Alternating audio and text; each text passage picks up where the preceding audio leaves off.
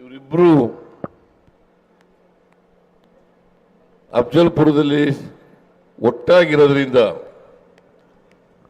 ಬಹುಶಃ ರಾಧಾಕೃಷ್ಣ ಅವರಿಗೆ ಈ ಬಾರಿ ಬಹುಮತ ಬರ್ತದೆ ಅಂತೇಳಿ ನಾನು ಭಾವಿಸ್ಕೊಂಡಿದ್ದೇನೆ.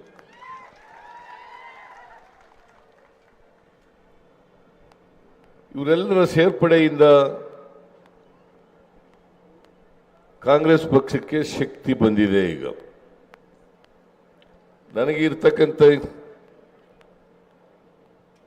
ಮಾಹಿತಿ ಪ್ರಕಾರ ಗುಲ್ಬರ್ಗದಲ್ಲಿ 100% ರಾಧಾಕೃಷ್ಣ ಅವರು ಈ ಸಾರಿ ಗೆದ್ದು ಲೋಕಸಭೆಗೆ ಹೋಗ್ತಾರೆ ಅಂತಕ್ಕಂಥ ಮಾಹಿತಿ ಇದೆ.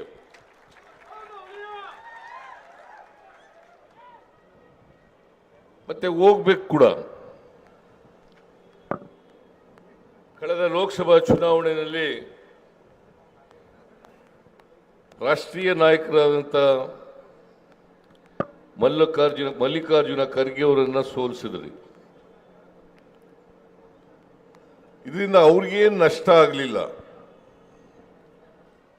ನಷ್ಟ ಆದದ್ದು ಕರ್ನಾಟಕಕ್ಕೆ ಮತ್ತು ನಿಮಗೆ ಅಂತಕ್ಕಂಥ ಮಾತುಗಳನ್ನು ಹೇಳಲಿಕ್ಕೆ ಬಯಸ್ತಾ ಇದ್ದೇನೆ. ಮಲ್ಲಿಕಾರ್ಜುನ ಖರ್ಗೆ ಅವರು ಬಹಳ ದೀರ್ಘಕಾಲ ಕರ್ನಾಟಕದಲ್ಲಿ ರಾಜಕೀಯ ಮಾಡಿರ್ತಕ್ಕಂಥವ್ರು. ಬಡವರ ಪರವಾಗಿ, ದಲಿತರ ಪರವಾಗಿ, ಹಿಂದುಳಿದವರ ಪರವಾಗಿ, ಅಲ್ಪಸಂಖ್ಯಾತರ ಪರವಾಗಿ, ರೈತರ ಪರವಾಗಿ ಬಹಳಷ್ಟು ಹೋರಾಟಗಳನ್ನು ಮಾಡಿ ಅವರಿಗೆ ನ್ಯಾಯ ಕೊಡಿಸ್ತಕ್ಕಂಥ ಪ್ರಯತ್ನವನ್ನು ಮಾಡಿದ್ದಾರೆ. ಮತ್ತೆ ಕರ್ನಾಟಕದ ಧ್ವನಿಯಾಗಿ ಇವತ್ತು ಲೋಕಸಭೆಯಲ್ಲಿ, ರಾಜ್ಯಸಭೆಯಲ್ಲಿ ಯಾರು ಕೆಲಸ ಮಾಡಿದ್ರೆ ಅದು ಮಲ್ಲಿಕಾರ್ಜುನ ಖರ್ಗೆ ಅವರು ಅಂತಕ್ಕಂಥದ್ದನ್ನು ತಮಗೆ ತಿಳಿಸಲಿಕ್ಕೆ ಬಯಸ್ತಾ ಇದ್ದೇನೆ. ಒಂದು ವೇಳೆ ಈ ಭಾಗದಲ್ಲಿ ಅವರು ಇಲ್ಲದೆ ಹೋಗಿದ್ದಾರೆ, ಧರ್ಮಸಿಂಗ್ ಇಲ್ಲದೆ ಹೋಗಿದ್ದಾರೆ, ಆರ್ಟಿಕಲ್ 371J ಇವತ್ತು ಅಸ್ತಿತ್ವಕ್ಕೆ ಬರ್ತಾ ಇರಲಿಲ್ಲ. ಅದರಿಂದ ಇವತ್ತು ಕಲಬುರಗಿ ವಿಭಾಗದ ಜನರು ಅನೇಕ ವಿಶೇಷ ಸೌಲಭ್ಯಗಳನ್ನು ಪಡ್ಕೊಳ್ಳಲಿಕ್ಕೆ ಸಾಧ್ಯ ಆಗಿದೆ. ಇವತ್ತು ಡಾಕ್ಟರ್ಗಳಾಗಿದ್ದರೆ, ಇಂಜಿನಿಯರ್ಗಳಾಗಿದ್ದರೆ, ಟೀಚರ್ಗಳಾಗಿದ್ದರೆ, ಪ್ರೊಫೆಸರ್ಗಳಾಗಿದ್ದರೆ ಅದಕ್ಕೆ 371J ಕಾರಣ ಅಂತಕ್ಕಂಥದ್ದನ್ನು ಇವತ್ತು ನಾವು ಮರೀಲಿಕ್ಕೆ ಸಾಧ್ಯ ಇಲ್ಲ. ಯಾಕಂತಂದ್ರೆ ಬಿಜೆಪಿಯವರು ಹಿಂದೆ ವಾಜಪೇಯಿ ಅವರು ಪ್ರಧಾನಮಂತ್ರಿ ಆಗಿರುವಾಗ ಅದ್ವಾನಿಯವರು ಡೆಪ್ಟಿ ಪ್ರೈಮ್ ಮಿನಿಸ್ಟರ್ ಆಗಿದ್ರು ಮತ್ತು ಗೃಹ ಸಚಿವರಾಗಿದ್ದರು. ಅವರಿಗೆ SM ಕೃಷ್ಣ ಅವರು ಪತ್ರ ಬರೆದರು, 371J ಮಾಡಿಕೊಡಿ ಅಂತೇಳಿ ಪತ್ರ ಬರೆದರು. ಅದಕ್ಕೆ ಉತ್ತರ ಏನು ಕೊಟ್ಟರು ಗೊತ್ತಾ? ಆಗಲ್ಲ. ಯಾರು ಹೇಳಿದ್ದು ಇದನ್ನ? ಯಾರು ಹೇಳಿದ್ದು? ಮಿಸ್ಟರ್ ಅದ್ವಾನಿ, ಬಿಜೆಪಿಯ ದೊಡ್ಡ ನಾಯಕರು, ಡೆಪ್ಟಿ ಪ್ರೈಮ್ ಮಿನಿಸ್ಟರ್ ಆಗಿದ್ದವರು, ಬಿಜೆಪಿಯ ಅಧ್ಯಕ್ಷರಾಗಿದ್ದವರು, ಗೃಹ ಸಚಿವರಾಗಿದ್ದವರು 371J ಮಾಡಕ್ ಸಾಧ್ಯ ಇಲ್ಲ. ಮಾಡಿದ್ರೆ ದೇಶದ ಬೇರೆ ಭಾಗಗಳಲ್ಲೂ ಕೂಡ ಕೇಳ್ತಾರೆ, ಅದಕ್ಕೋಸ್ಕರವಾಗಿ ಮಾಡಕ್ಕಾಗಲ್ಲ. ಇದನ್ನ ಮಲ್ಲಿಕಾರ್ಜುನ ಖರ್ಗೆ ಅವರು ಒತ್ತಡ ಹಾಕಿ ಮನಮೋಹನ್ ಸಿಂಗ್ ರವರು ಪ್ರಧಾನಮಂತ್ರಿ ಆಗಿರುವಾಗ ಈ 371J ಸಂವಿಧಾನಕ್ಕೆ ತಿದ್ದುಪಡಿ ತಂದು 371J ಕ್ಲಾಸ್ J ಅನ್ನು ಸೇರಿಸ್ತಕ್ಕಂಥ ಪ್ರಯತ್ನವನ್ನು ಮಾಡಿದ್ರು. ಆ ಸಂದರ್ಭದಲ್ಲಿ ನಮ್ಮ ಸರ್ಕಾರ ಇತ್ತು. ನಾನು HK ಪಾಟೀಲ್ ಅವರ ಅಧ್ಯಕ್ಷತೆಯಲ್ಲಿ ಒಂದು ಕಮಿಟಿಯನ್ನು ಮಾಡಿ ಆ ಕಮಿಟಿಯ ವರದಿಯನ್ನ ಯಥಾವತ್ತಾಗಿ ಒಪ್ಪಿಕೊಂಡದ್ರಿಂದ ಇವತ್ತು 371J ನಿಮ್ಮೆಲ್ಲರಿಗೂ ಕೂಡ ಸಿಕ್ಕಿದೆ ಅಂತಕ್ಕಂಥ ಮಾತುಗಳನ್ನು ಹೇಳಲಿಕ್ಕೆ ಬಯಸ್ತಾ ಇದ್ದೇನೆ. ಇದನ್ನ ನೀವು ಯಾರು ಕೂಡ ಮರಿಬಾರದು. ಇವತ್ತು 371J ಆಗಿರೋದ್ರಿಂದ ಎಷ್ಟೆಲ್ಲ ಅನುಕೂಲ ಆಗಿದೆ. ಈಗ ಅಜಯ್ ಸಿಂಗ್ ಅದರ ಅಧ್ಯಕ್ಷರಾಗಿದ್ದಾರೆ. ಈ ವರ್ಷ ಸುಮಾರು 5,000 ಕೋಟಿ ರೂಪಾಯಿಗಳನ್ನು ಖರ್ಚು ಮಾಡ್ತಾ ಇದ್ದೀವಿ. 371J ಆಗದೆ ಹೋದ್ರೆ ಆಗ್ತಿತ್ತ? 371J ಆಗಿರೋದ್ರಿಂದ ಕಲಬುರಗಿ ವಿಭಾಗದ ಅಭಿವೃದ್ಧಿಗೆ 5,000 ಕೋಟಿ ರೂಪಾಯಿಗಳನ್ನು ಖರ್ಚು ಮಾಡ್ತಾ ಇದ್ದೀವಿ. ಇದು ನಿಮ್ಮ ತಲೆಯಲ್ಲಿ ಇರಲಿ ಅಂತಕ್ಕಂಥ ಮಾತುಗಳನ್ನು ಹೇಳಲಿಕ್ಕೆ ನಾನು ಇಚ್ಛೆ ಪಡ್ತಾ ಇದ್ದೇನೆ. ನರೇಂದ್ರ ಮೋದಿಯವರು ಅಧಿಕಾರಕ್ಕೆ ಬಂದು 10 ವರ್ಷಗಳಾಯಿತು. ಯಾಕೆಂದ್ರೆ ಈ ನರೇಂದ್ರ ಮೋದಿಯವರಿಗೆ ಏನಾದರೂ ಟೀಕೆ ಮಾಡಲಿಕ್ಕೆ ಶಕ್ತಿ ಇರ್ತಕ್ಕಂಥದ್ದು ಮಲ್ಲಿಕಾರ್ಜುನ ಖರ್ಗೆ ಅವರಿಗೆ. ಅದಕ್ಕೋಸ್ಕರ ಅವರನ್ನು ಸೋಲಿಸ್ಬೇಕು. ಅದಕ್ಕೋಸ್ಕರ ಅವರು ಪ್ರಯತ್ನ ಮಾಡಿ RSS ನವರನ್ನೆಲ್ಲ ಬಿಟ್ಟು ಸೋಲಿಸ್ತಕ್ಕಂಥ ಪ್ರಯತ್ನವನ್ನು ಮಾಡಿದ್ರು. ಅವರು ಸೋತದ್ರಿಂದ ಈ ಭಾಗಕ್ಕೆ ಅನ್ಯಾಯ ಆಯಿತು ಅಂತಕ್ಕಂಥದ್ದನ್ನು ತಾವೆಲ್ಲರೂ ಕೂಡ ತಿಳ್ಕೋಬೇಕಾಗ್ತದೆ.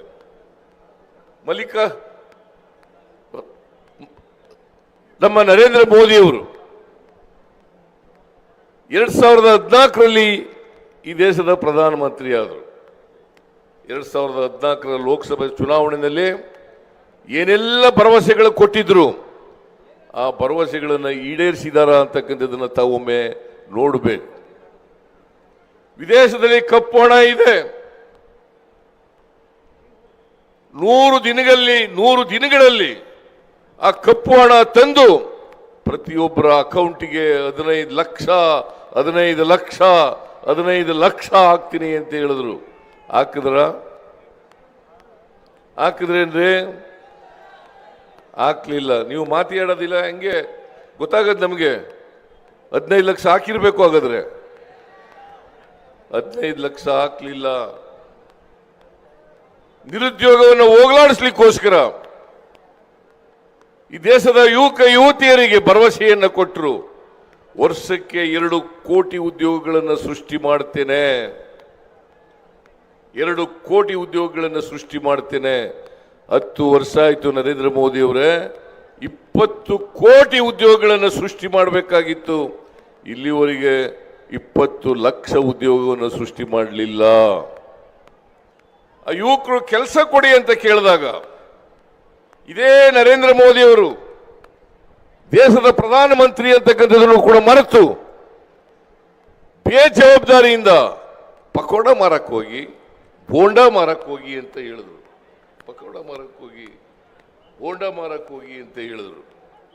ಇದು ಒಬ್ಬ ಪ್ರಧಾನಮಂತ್ರಿ, ಈ ದೇಶದ ಪ್ರಧಾನಮಂತ್ರಿ ಸಂವಿಧಾನಬದ್ಧವಾಗಿ ಕೆಲಸ ಮಾಡಬೇಕಾಗಿರ್ತಕ್ಕಂಥ ನಾಯಕರು ಇಂಥ ಮಾತುಗಳನ್ನು ಹೇಳಿದಾರಲ್ಲ, ಇದು ಬೇಜವಾಬ್ದಾರಿಯ ಮಾತು ಅಂತಕ್ಕಂಥದ್ದನ್ನು ನೀವೆಲ್ಲರೂ ಕೂಡ ಅರ್ಥ ಮಾಡ್ಕೋಬೇಕಾಗ್ತದೆ. ಈ ಭಾಗದಲ್ಲಿ ರೈತರು ವಿಚಾರ ಮಾಡಬೇಕು. ರೈತರ ಆದಾಯವನ್ನ ದುಪ್ಪಟ್ಟು ಮಾಡ್ತೇನೆ, 2022ಕ್ಕೆ ದುಪ್ಪಟ್ಟು ಮಾಡ್ತೇನೆ ಅಂತ ಹೇಳಿದ್ರು. 2022ಕ್ಕೆ ಈ 10 ವರ್ಷಗಳ ಅವಧಿನಲ್ಲಿ ರೈತರ ಆದಾಯ 1 ರೂಪಾಯಿನೂ ಕೂಡ ಹೆಚ್ಚಾಗಲಿಲ್ಲ. ಅದರ ಬದಲಿಗೆ ವ್ಯವಸಾಯಕ್ಕೆ ಖರ್ಚು ಇನ್ನೂ ಜಾಸ್ತಿ ಆಯಿತು. ಮತ್ತೆ ದುಪ್ಪಟ್ಟು ಮಾಡ್ತೀನಿ ಅಂತ ಹೇಳಿದ್ರಲ್ಲ ನರೇಂದ್ರ ಮೋದಿ ಅವರೇ, ದುಪ್ಪಟ್ಟು ಮಾಡಿದ್ರ? ಮಾಡಲಿಲ್ಲ. ರೈತರಿಗೆ ಸಾಲ ಮನ್ನಾ ಮಾಡ್ತೀನಿ ಅಂತ ಹೇಳಿದ್ರು.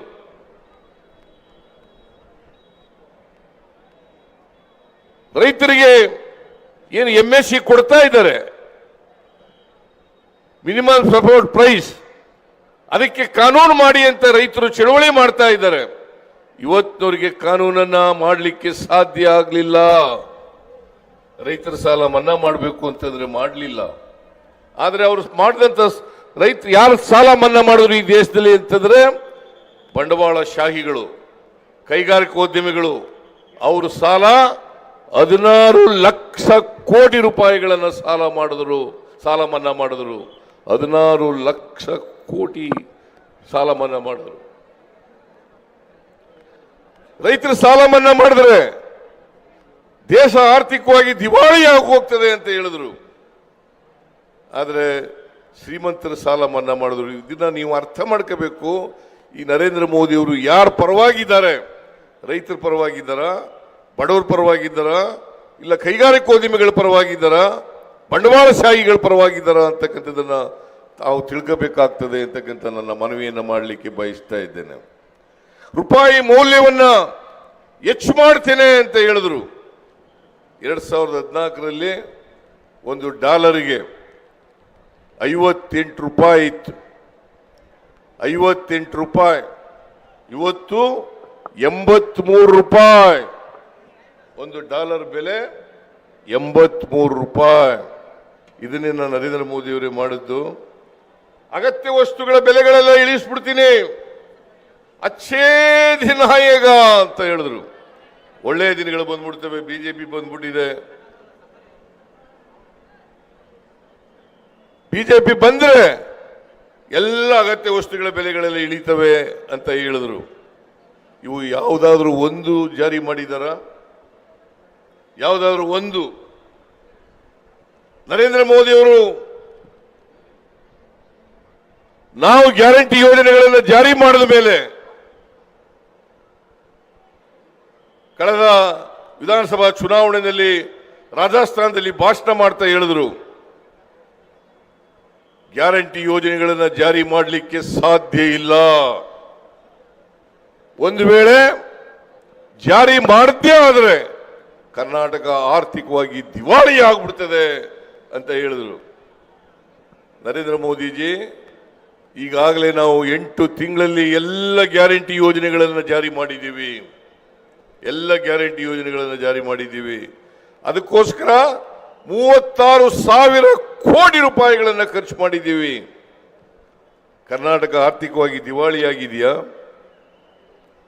ಮುಂದಿನ ವರ್ಷಕ್ಕೆ ಅಂದ್ರೆ ಈ 24-25 ಬಜೆಟ್ನಲ್ಲಿ 52,009 ಕೋಟಿ ರೂಪಾಯಿಗಳನ್ನ ಈ ಗ್ಯಾರಂಟಿ ಯೋಜನೆಗಳಿಗೆ ಜಾರಿ ಮಾಡಲಿಕ್ಕೋಸ್ಕರ ಇಟ್ಟಿದ್ದೇವೆ. ಬಿಜೆಪಿಯವರು ಹೇಳ್ತಾರೆ, ಬಿಜೆಪಿಯವರು ಸುಳ್ಳು ಪ್ರಚಾರವನ್ನು ಮಾಡ್ತಾ ಇದ್ದಾರೆ. ಪಾರ್ಲಿಮೆಂಟ್ ಎಲೆಕ್ಷನ್ ಆದ್ಮೇಲೆ ಗ್ಯಾರಂಟಿ ಯೋಜನೆಗಳನ್ನು ನಿಲ್ಲಿಸ್ಬಿಡ್ತಾರೆ. ಬಿಜೆಪಿಯವರಿಗೆ ನಾನು ಹೇಳ್ತೀನಿ, ಈ ಸುಳ್ಳು ಹೇಳೋದನ್ನು ಬಿಡಿ. ಜನ ನಂಬಲ್ಲ. ನೀವು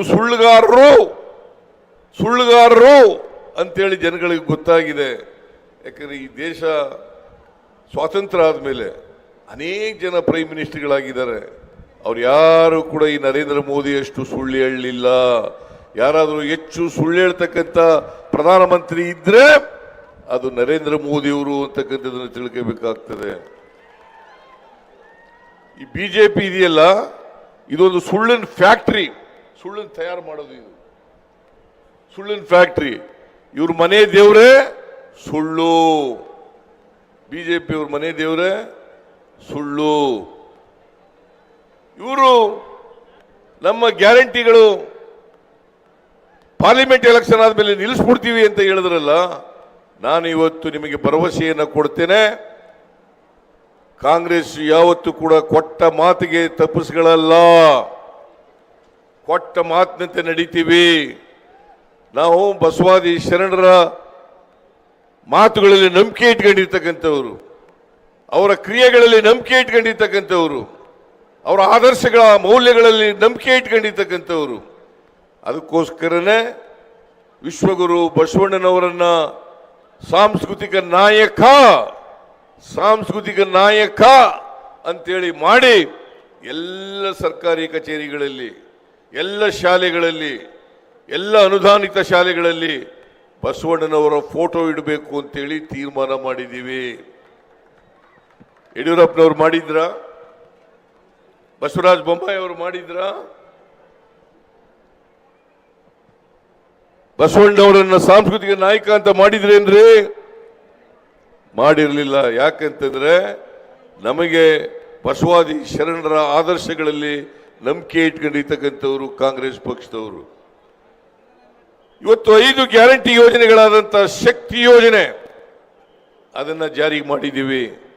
ಸುಮಾರು 195 ಕೋಟಿ ಮಹಿಳೆಯರು 195 ಕೋಟಿ ಮಹಿಳೆಯರು ಫ್ರೀಯಾಗಿ ಸರ್ಕಾರಿ ಬಸ್ಗಳಲ್ಲಿ ಪ್ರಯಾಣ ಮಾಡಿದ್ದಾರೆ. 195 ಕೋಟಿ. ಯಾವುದಾದ್ರೂ ಇಡೀ ದೇಶದಲ್ಲಿ ಯಾವುದಾದ್ರೂ ರಾಜ್ಯದಲ್ಲಿ ಫ್ರೀ ಬಸ್ ಪ್ರಯಾಣ ಮಾಡ್ತಕ್ಕಂಥದ್ದನ್ನ ಮಾಡಿದಾರ? ಯಾರು ಯಾವ್ದಾದ್ರು ರಾಜ್ಯದಲ್ಲಿ ಮಾಡಿದ್ದಾರೆ ಅಂದ್ರೆ ಮಾಡಿಲ್ಲ. ಆ ದುಡ್ಡೆಲ್ಲ ಮಹಿಳೆಯರಿಗೆ ಉಳಿತಾಯ ಆಗ್ತಾ ಇದೆ. ಅನ್ನಭಾಗ್ಯ ಕಾರ್ಯಕ್ರಮ ಅದನ್ನ ಜುಲೈ ತಿಂಗಳಲ್ಲಿ ಜಾರಿಗೆ ತಗೊಬಂದು ನಾನು ಮುಖ್ಯಮಂತ್ರಿ ಆಗಿರುವಾಗ ಹಿಂದೆ 2013ರಿಂದ 2018ರವರೆಗೆ ಮುಖ್ಯಮಂತ್ರಿ ಆಗಿರುವಾಗ 7 ಕೆಜಿ ಅಕ್ಕಿಯನ್ನ ಫ್ರೀಯಾಗಿ ಕೊಡ್ತಾ ಇದ್ದೆ. 7 ಕೆಜಿ ಅಕ್ಕಿಯನ್ನ ಫ್ರೀಯಾಗಿ ಕೊಡ್ತಾ ಇದ್ದೆ. ಈ ಯಡಿಯೂರಪ್ಪನವರು ಅಧಿಕಾರಕ್ಕೆ ಬಂದು 7 ಕೆಜಿಯಿಂದ 5 ಕೆಜಿಗೆ ಇಳಿಸಿದ್ರು. ನಾನು ವಿಧಾನಸಭೆಯಲ್ಲಿ ಪ್ರಿಯಾಂಕ್ ಖರ್ಗೆ ಇಲ್ಲೇ ಇದ್ದಾರೆ, ಶರಣ್ ಪ್ರಕಾಶ್ ಇಲ್ಲೇ ಇದ್ದಾರೆ. ನಾನು ಹೇಳಿದೆ ಯಡಿಯೂರಪ್ಪನವರೇ ಇದು ಬಡವರು ಕೊಟ್ಟಿರ್ತಕ್ಕಂಥ ಕಾರ್ಯಕ್ರಮ. 7 ಕೆಜಿ ಅಕ್ಕಿ ಫ್ರೀಯಾಗಿ ಕೊಟ್ಟಿರ್ತಕ್ಕಂಥದ್ದು. ಯಾರು ಕೂಡ ಹಸಿದು ಮಲಗಬಾರದು. 3 ಹೊತ್ತು ಹೊಟ್ಟೆ ತುಂಬ ಊಟ ಮಾಡಲೇಬೇಕು. ಬಡವರು ಕೂಡ ಈ ದೇಶದಲ್ಲಿ ಹಸಿದು ಮಲಗತಕ್ಕಂಥ ಪರಿಸ್ಥಿತಿ ಇರಬಾರ್ದು. ಅದಕ್ಕೋಸ್ಕರ 7 ಕೆಜಿ ಬೇಡ್ರಿ, 7 ಕೆಜಿ ಕಡಿಮೆ ಮಾಡಬೇಡ್ರಿ ಅಂತ ಪರಿಪರಿಯಾಗಿ ರಿಕ್ವೆಸ್ಟ್ ಮಾಡಿದ್ರು ಕೂಡ ಯಡಿಯೂರಪ್ಪನವರು ಮಾಡಲಿಲ್ಲ. ಮಾಡಿದ್ರ? ಅದಕ್ಕೆ ನಾನು DK ಶಿವಕುಮಾರ್, ACC ಅವರು ಎಲ್ಲರೂ ಕೂಡ ಮಾತಾಡಿ 5 ಕೆಜಿ ಜೊತೆಗೆ ಇನ್ನೂ 5 ಕೆಜಿ ಸೇರಿಸಿ 10 ಕೆಜಿಯನ್ನ ಕೊಡಬೇಕು ಅಂತಕ್ಕಂಥ ಭರವಸೆಯನ್ನ ಕೊಟ್ಟು ನಾವು ಅಕ್ಕಿ ಕೊಂಡ್ಕೊಳ್ಳಿಕ್ಕೋಸ್ಕರ ದುಡ್ಡು ಕೊಡ್ತೀವಿ, ಅಕ್ಕಿ ಕೊಡ್ರಿ ಅಂತೇಳಿ ಫುಡ್ ಕಾರ್ಪೊರೇಷನ್ ಆಫ್ ಇಂಡಿಯಾದವರು ಕೊಡ್ಲಿಲ್ಲ. ಯಾಕಂತಂದ್ರೆ ನರೇಂದ್ರ ಮೋದಿ ಅವರ ಸರ್ಕಾರ ಅಕ್ಕಿ ಕೊಡಬೇಡಿ ಅಂತ ಹೇಳಿದ್ರು. ಅದಕ್ಕೋಸ್ಕರವಾಗಿ ಅವರು ಕೊಡ್ಲಿಲ್ಲ. ನರೇಂದ್ರ ಮೋದಿ ಅವರ ಸರ್ಕಾರ ಬಡವರಿಗೆ ಅಕ್ಕಿ ಕೊಡ್ತೀವಿ ಕೊಡ್ರಿ, ದುಡ್ಡು ಕೊಡ್ತೀವಿ ಕೊಡ್ರಿ ಅಂತಂದ್ರೆ ಅಕ್ಕಿ ಕೊಡಬಾರ್ದಾಗ ಮಾಡಿಬಿಟ್ರು. ಆಮೇಲೆ ಗೃಹ ಜ್ಯೋತಿ ಕಾರ್ಯಕ್ರಮ ಜಾರಿಗೆ ತಗೊಬಂದು ಇಲ್ಲೇ ಗುಲ್ಬರ್ಗದಲ್ಲೇ ನಮ್ಮ ಮಲ್ಲಿಕಾರ್ಜುನ್ ಖರ್ಗೆ ಅವರು ನಾವೆಲ್ಲರೂ ಕೂಡ ಇಲ್ಲಿ ಚಾಲನೆಯನ್ನು ಕೊಟ್ಟ ಗುಲ್ಬರ್ಗದಲ್ಲಿ ಗೃಹ ಜ್ಯೋತಿ 200 ಯೂನಿಟ್ ವರೆಗೆ ಯಾರು ವಿದ್ಯುತ್ ಅನ್ನು ಬಳಸ್ತಾರೆ ಅವ್ರು ಯಾರು ಕೂಡ ಬಿಲ್ ಕೊಡಬೇಕಾಗಿಲ್ಲ. ಸುಮಾರು 100ಕ್ಕೆ 90% ಜನರು ಯಾರು ಬಿಲ್ ಕಟ್ತಾ ಇಲ್ಲ, ದುಡ್ಡೆಲ್ಲ ಉಳಿತಾಯ ಆಗ್ತಾ ಇದೆ. ಗೃಹಲಕ್ಷ್ಮಿ ಯೋಜನೆ ಮನೆ ಯಜಮಾನಿಗೆ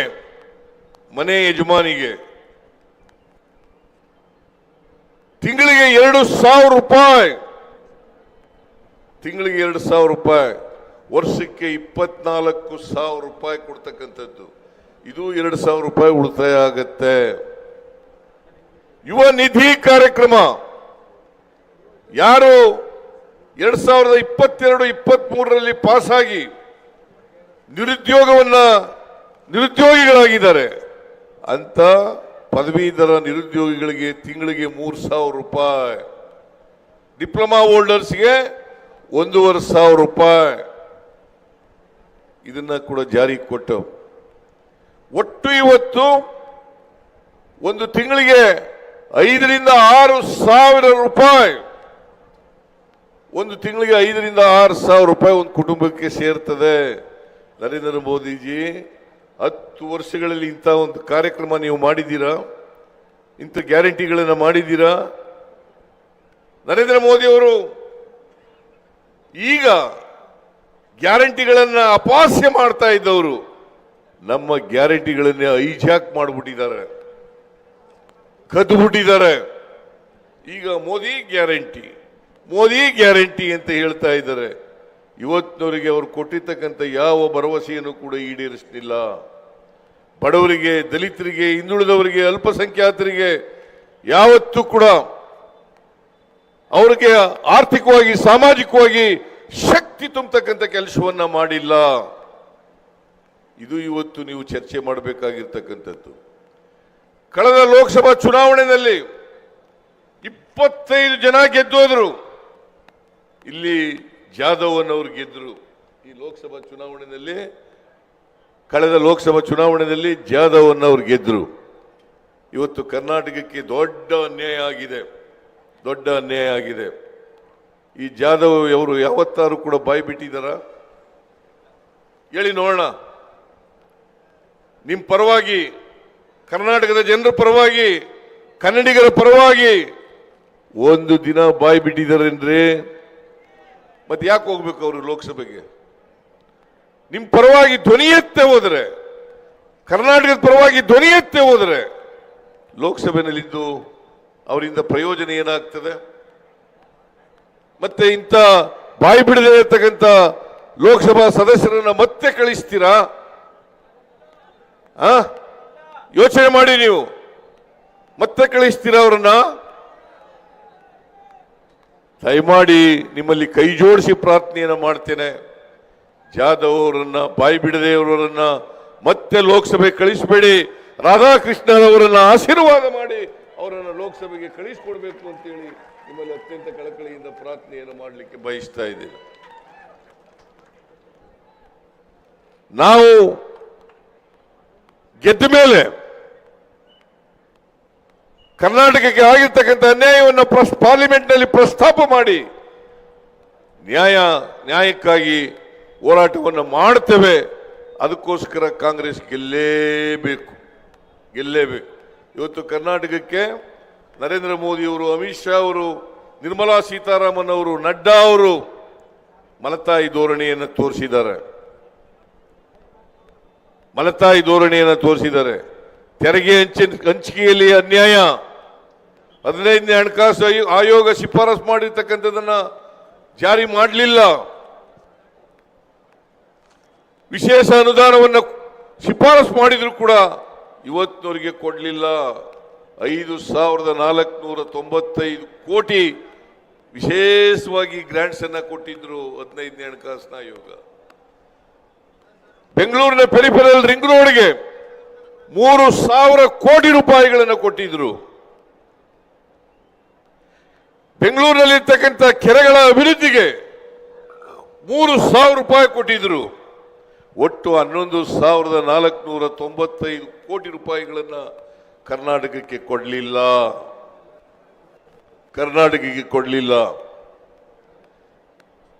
ಕರ್ನಾಟಕದಲ್ಲಿ ಬರಗಾಲ ಇದೆ, ಭೀಕರವಾದಂಥ ಬರಗಾಲ. 240 ತಾಲೂಕುಗಳಲ್ಲಿ 223 ತಾಲೂಕುಗಳನ್ನ ಬರಗಾಲ ಅಂತ ಘೋಷಣೆ ಮಾಡಿದ್ದೀವಿ. ನಾವು 18,171 ಕೋಟಿ ರೂಪಾಯಿಗಳನ್ನು ಕೇಳಿದ್ದೀವಿ.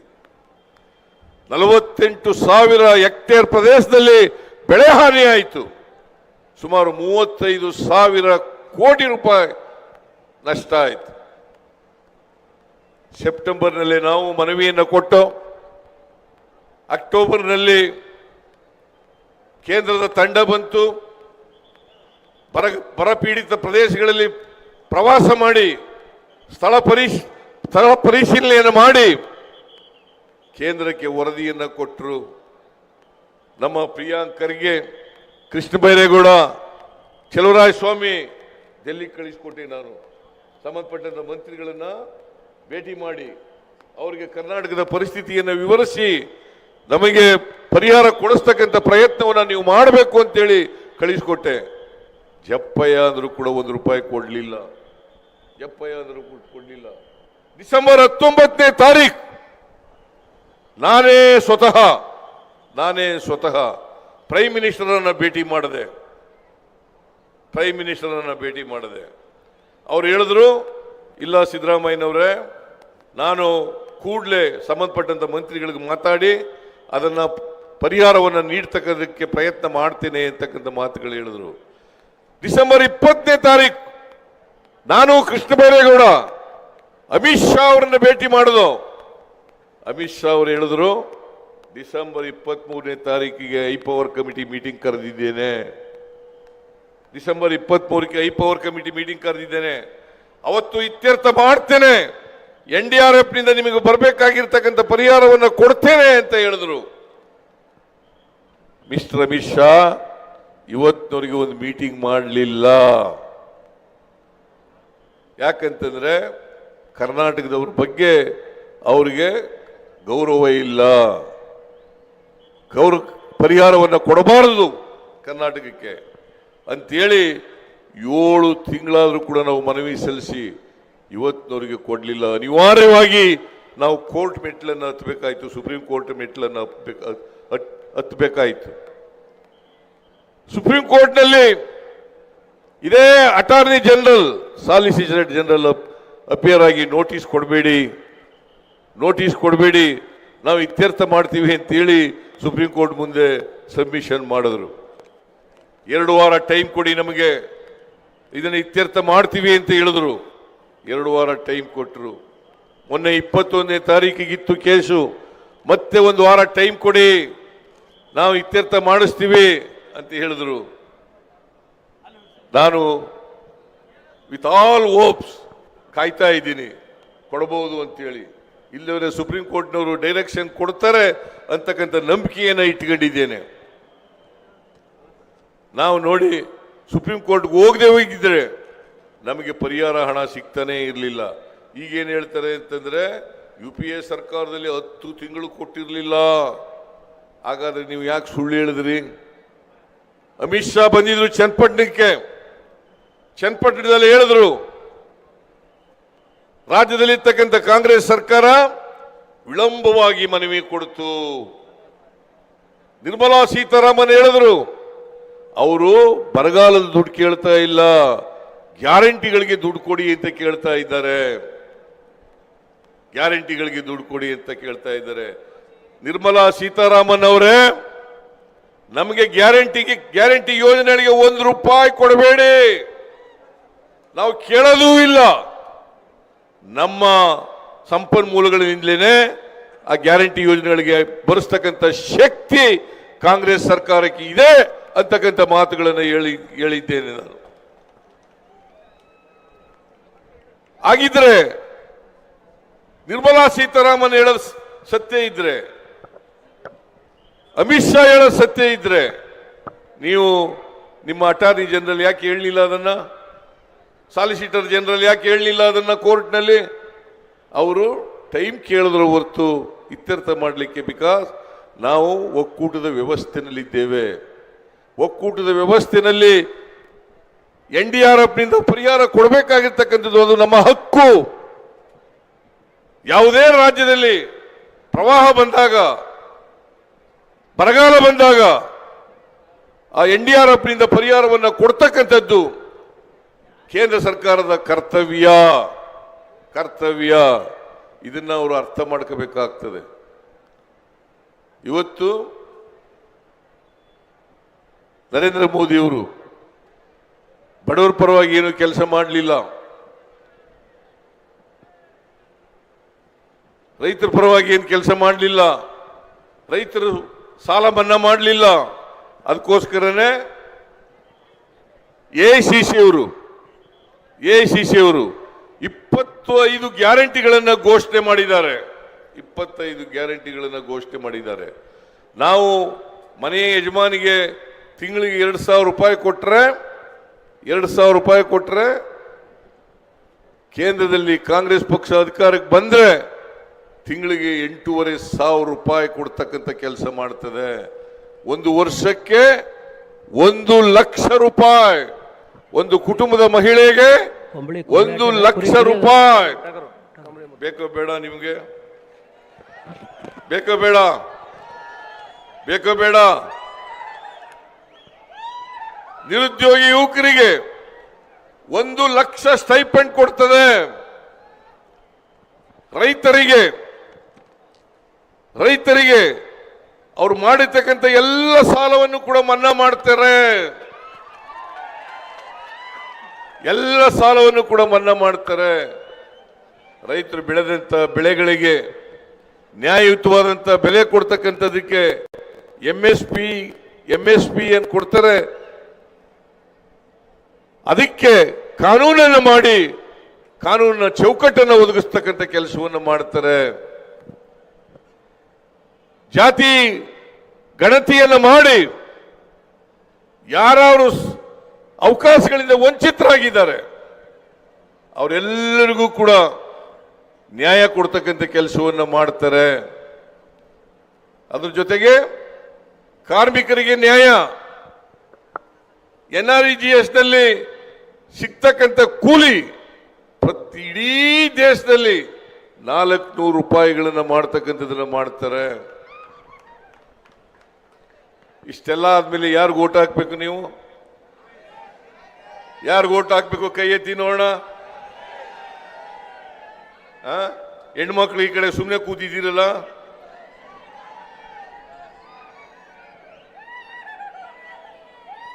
ಓಟ್ ಹಾಕ್ತಿರಲ್ಲ, ಮೆಜಾರಿಟಿ ಕೊಡ್ತೀರಿ ಅಲ್ವಾ? ಮೆಜಾರಿಟಿ ಕೊಡ್ತೀರಿ ಅಲ್ವಾ? ಈಗ ಮಾಲಿಕಯ್ಯ MOI ಪಾಟೀಲ್ ಇಬ್ರು ಸೇರಿದ್ರಿಂದ ಕನಿಷ್ಠ ಪಕ್ಷ 25,000 ಮತಗಳ ಅಂತರದಿಂದ ಅಫಜಲ್ಪುರ ವಿಧಾನಸಭಾ ಕ್ಷೇತ್ರದಲ್ಲಿ ನಮ್ಮ ಅಭ್ಯರ್ಥಿ ಗೆಲ್ಲಬೇಕು. ರಾಧಾಕೃಷ್ಣ ಅವರು ಅತ್ಯಂತ ಸೌಮ್ಯ ಸ್ವಭಾವದ ವ್ಯಕ್ತಿ, ಜನರ ಜೊತೆ ಇದ್ದು ಕೆಲಸ ಮಾಡ್ತಕ್ಕಂಥ ವ್ಯಕ್ತಿ, ಬಡವರು, ರೈತರು, ದಲಿತರು, ಹಿಂದುಳಿದವರು ಅವ್ರ ಪರವಾಗಿ ಕೆಲಸ ಮಾಡ್ತಕ್ಕಂಥ ವ್ಯಕ್ತಿ. ಇಂಥ ವ್ಯಕ್ತಿಯನ್ನ ಪಾರ್ಲಿಮೆಂಟ್ಗೆ ತಾವೆಲ್ಲ ಕಳಿಸ್ಕೊಡ್ಬೇಕು. ಈ ಸಾರಿ ನಿಮ್ಮ ಧ್ವನಿಯಾಗಿ ಅವರು ಅಲ್ಲಿ ಪಾರ್ಲಿಮೆಂಟ್ನಲ್ಲಿ ಕೆಲಸ ಮಾಡ್ತಾರೆ ಅಂತಕ್ಕಂಥ ಮಾತುಗಳನ್ನ ಹೇಳಲಿಕ್ಕೆ ಬಯಸ್ತಾ ಇದ್ದೇನೆ.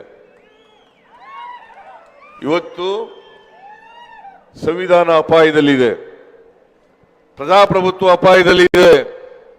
ಸಂವಿಧಾನವನ್ನು ಉಳಿಸಬೇಕಾದ್ರೆ ಬಾಬಾ ಸಾಹೇಬ್ ಅಂಬೇಡ್ಕರ್ ಅವರು ರಚನೆ ಮಾಡಿರ್ತಕ್ಕಂಥ ಸಂವಿಧಾನ, ಆ ಸಂವಿಧಾನವನ್ನು ಉಳಿಸಬೇಕಾದ್ರೆ ಕಾಂಗ್ರೆಸ್ ಗೆಲ್ಲೇಬೇಕು. ಪ್ರಜಾಪ್ರಭುತ್ವ ಈ ದೇಶದಲ್ಲಿ ಉಳಿಬೇಕಾದ್ರೆ ಕಾಂಗ್ರೆಸ್ ಗೆಲ್ಲೇಬೇಕು. ಅದನ್ನು ಮಾಡ್ತೀರಿ ಅಲ್ವಾ? ಸಂವಿಧಾನ ಉಳಿದ್ರೆ ನಾವೆಲ್ಲ ಉಳಿಲಿಕ್ಕೆ ಸಾಧ್ಯ ಆಗ್ತದೆ. ಸಂವಿಧಾನ ಉಳಿದ್ರೆ ನಾವೆಲ್ಲ ಉಳಿತೀವಿ. ಪ್ರಜಾಪ್ರಭುತ್ವ ಉಳಿದ್ರೆ ನಿಮ್ಮ ಎಲ್ಲ ಹಕ್ಕುಗಳನ್ನು ರಕ್ಷಣೆ ಮಾಡಲಿಕ್ಕೆ ಸಾಧ್ಯ ಆಗ್ತದೆ. ಅವಕಾಶಗಳಿಂದ ವಂಚಿತರಾಗಿರ್ತಕ್ಕಂಥ ಜನರಿಗೆ ನ್ಯಾಯ ಕೊಡಲಿಕ್ಕೆ ಸಾಧ್ಯ ಆಗ್ತದೆ. ಅದಕ್ಕೋಸ್ಕರ ಸಂವಿಧಾನ ಮತ್ತು ಪ್ರಜಾಪ್ರಭುತ್ವ ಉಳಿಸ್ತಕ್ಕಂಥ ಜವಾಬ್ದಾರಿ ನಿಮ್ಮ ಮೇಲಿದೆ ಈ ಚುನಾವಣೆಯಲ್ಲಿ. ಅದಕ್ಕೋಸ್ಕರ ಕಾಂಗ್ರೆಸ್ ಪಕ್ಷಕ್ಕೆ ತಾವೆಲ್ಲರೂ ಕೂಡ ಆಶೀರ್ವಾದ ಮಾಡಿ ನಮ್ಮ ಅಭ್ಯರ್ಥಿಯನ್ನು ಗೆಲ್ಲಿಸಬೇಕು ಅಂತಕ್ಕಂಥ ಮಾತುಗಳನ್ನು ಹೇಳಲಿಕ್ಕೆ ಬಯಸ್ತೇನೆ. ಬಿಜೆಪಿ ಪಕ್ಷ ಅಧಿಕಾರಕ್ಕೆ ಬಂದು 10 ವರ್ಷಗಳಾಯ್ತು. ನಾನು ಈ ಭಾಗದ ಬೀದರ್, ಗುಲ್ಬರ್ಗ ಮತ್ತೆ ಯಾದಗಿರಿ ಈ ಭಾಗದಲ್ಲಿರ್ತಕ್ಕಂಥ ಗೋಂಡ ಸಮಾಜ ಮತ್ತೆ ಕುರುಬರು ಅವರಿಬ್ರು ಒಂದೇನೆ. ಅದಕ್ಕೋಸ್ಕರ ಅವರೆಲ್ಲರೂ ಕೂಡ ಕುರುಬ ಅಂತ ಯಾರು ಕರ್ಕತಾರೆ ಅವರೆಲ್ಲರೂ ಕೂಡ ನೀವು ST ಸೇರಿಸಬೇಕು ಅಂತೇಳಿ ರಾಜ್ಯ ಸರ್ಕಾರ ಶಿಫಾರಸು ಮಾಡಿದೆ.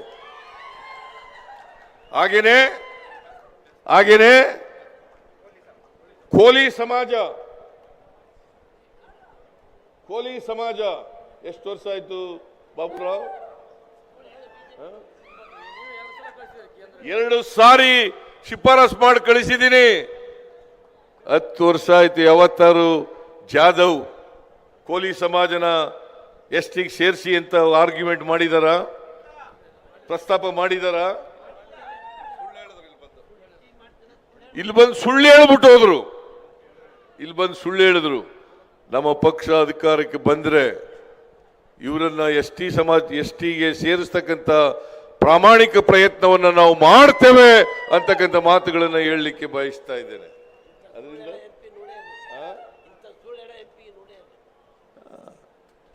ಈಗ ಬಾಬುರಾವ್ ಚಿಂಚಸ್ನೂರು ಹೇಳ್ತಾರೆ, ಸುಳ್ಳು ಹೇಳ್ತಾ ಇದ್ದಾರೆ, ನಾನಿದ್ದಾಗಲೂ ಒತ್ತಾಯ ಮಾಡದೆ, ಮಾಡಲಿಲ್ಲ.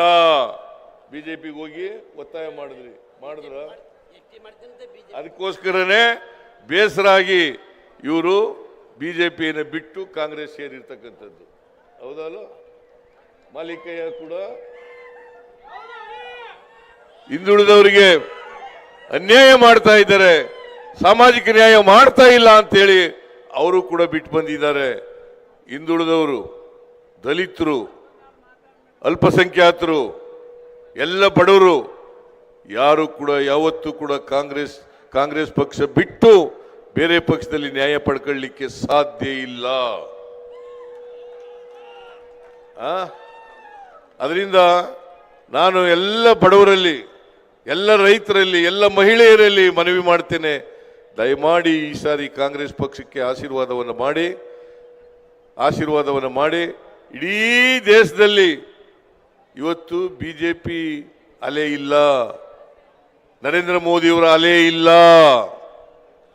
ಈ ಸಾರಿ ನರೇಂದ್ರ ಮೋದಿಯವರ ಪಕ್ಷ, ನರೇಂದ್ರ ಮೋದಿಯವರು ಸೋಲ್ತಾರೆ. ಕಾಂಗ್ರೆಸ್ ನೇತೃತ್ವದಲ್ಲಿ ಇರ್ತಕ್ಕಂಥ ಇಂಡಿಯಾ ಕಾಂಗ್ರೆಸ್ ನೇತೃತ್ವದ ಇಂಡಿಯಾ, ಮಲ್ಲಿಕಾರ್ಜುನ ಖರ್ಗೆ ಅವರು ಅದರ ಅಧ್ಯಕ್ಷರು, ಆ ಇಂಡಿಯಾ ಮತ್ತು ಬೇರೆ ಪಕ್ಷಗಳು ಸೇರಿ ಈ ಸಾರಿ ಕೇಂದ್ರದಲ್ಲಿ ಅಧಿಕಾರಕ್ಕೆ ಬಂದೇ ಬರ್ತದೆ ಅಂತಕ್ಕಂಥ ಮಾತುಗಳನ್ನು ಹೇಳಲಿಕ್ಕೆ ಬಯಸ್ತಾ ಇದ್ದೇನೆ. ಅದರಿಂದ ದಯಮಾಡಿ ನಿಮ್ಮಲ್ಲಿ ಮತ್ತೊಮ್ಮೆ ಪ್ರಾರ್ಥನೆ ಮಾಡ್ತೇನೆ, ನೀವೆಲ್ಲರೂ ಕೂಡ ಈ ಸಾರಿ ಕಾಂಗ್ರೆಸ್ ಪಕ್ಷಕ್ಕೆ ಬೆಂಬಲ ಕೊಡಬೇಕು. ನಿಮಗೆ ನ್ಯಾಯ ಕೊಡ್ತಕ್ಕಂಥ ಪ್ರಯತ್ನವನ್ನು ಮಾಡ್ತೇವೆ ಅಂತಕ್ಕಂಥ ಮಾತುಗಳನ್ನು ಹೇಳಿ ನಿಮಗೆಲ್ಲ ನಮಸ್ಕಾರ ಮಾಡಿ ನನ್ನ ಮಾತು ಮುಗಿಸ್ತೇನೆ. ಜೈ ಹಿಂದ್, ಜೈ ಕರ್ನಾಟಕ, ಜೈ ಕಾಂಗ್ರೆಸ್, ಜೈ ಕಾಂಗ್ರೆಸ್, ಜೈ ಕಾಂಗ್ರೆಸ್. ಈಗ